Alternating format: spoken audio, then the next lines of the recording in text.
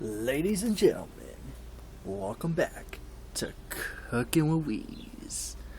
I am your host, The Wheeze.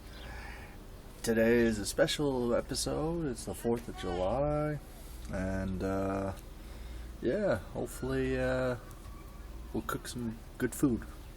Today's menu is cheeseburgers and hot dogs.